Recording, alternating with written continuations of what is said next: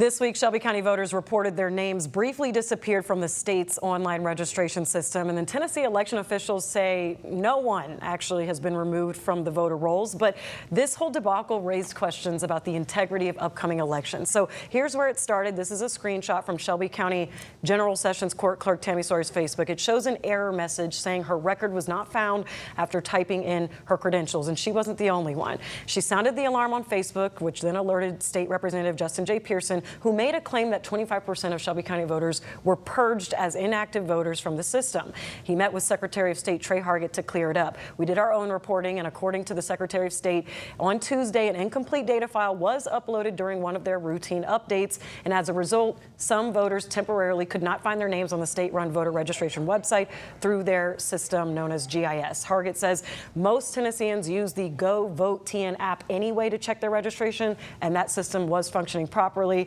However, there was a glitch with the website. Now, I did talk to Representative State Rep Justin Pearson today. It was too quick of a turnaround, but he did say that this did highlight the fact that there are a lot of Shelby County voters who are inactive, and they hope that they can get people, back into active status before they have to vote. Pastor Norman, sure. I want to open it up to you here. So, questions of election integrity. Should people be concerned? And then, what do you think of just how fast those Facebook posts spread across social media? So Facebook is like lightning speed. You can say something, and before you get a chance to really verify it and correct it, it is the truth or it's a narrative. It's out there.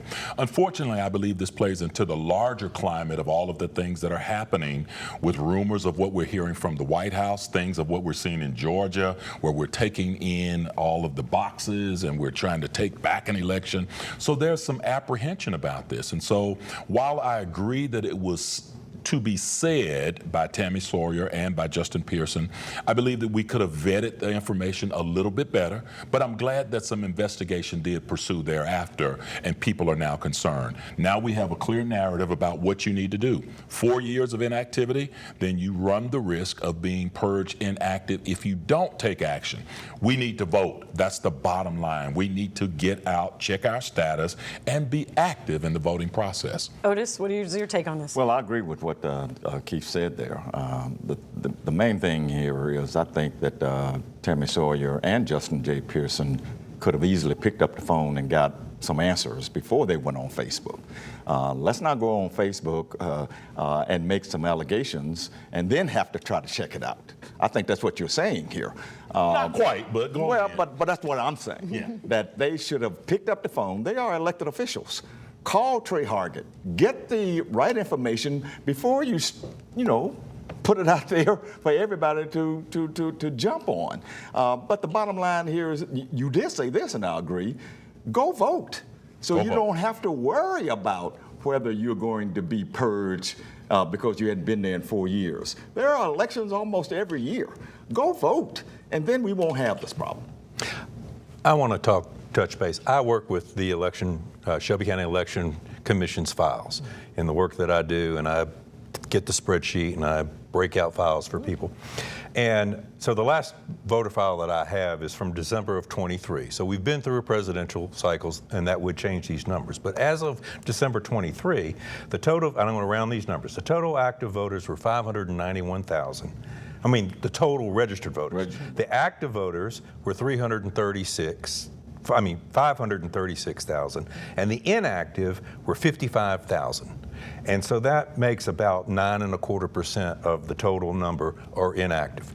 We need a purging process, not to remove people, but anecdotally, when I was working with these files, I came up across a person that I happened to know who was deceased, had died about a year earlier, okay? And they were still on the rolls. I called the Election Commission, and in my discussions with them, and it turned out that this person also had a second home in Savannah, Georgia, and that's where they died. And because they died in Georgia, the death certificate was issued in Georgia and didn't get to Shelby County. So this person is still on the rolls. That is the process of purging the rolls. If you're dead, unless you live in Chicago, you're not going to vote. And after the 8 years, you get removed from the rolls. So it's not a matter of we're trying to eliminate people. It's just inactivity gets you off the rolls. You want to stay on the rolls, like these gentlemen said, vote. Wow, we all agree on one thing. I don't know if we all agree on that, and I will say Last point. that I hate to quote this person. I don't know what he just said, and I don't know if he knows what he just said. The truth of it is that what we need to make sure we can do is trust the process.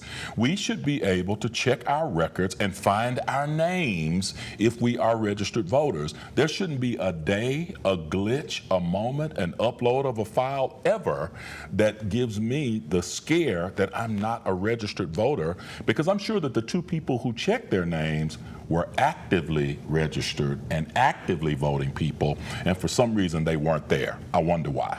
Okay, well, on that note, gentlemen, you did great. Thank you so much for being here. Thank you so much for watching. We hope you'll join us next week for ABC24 This Week.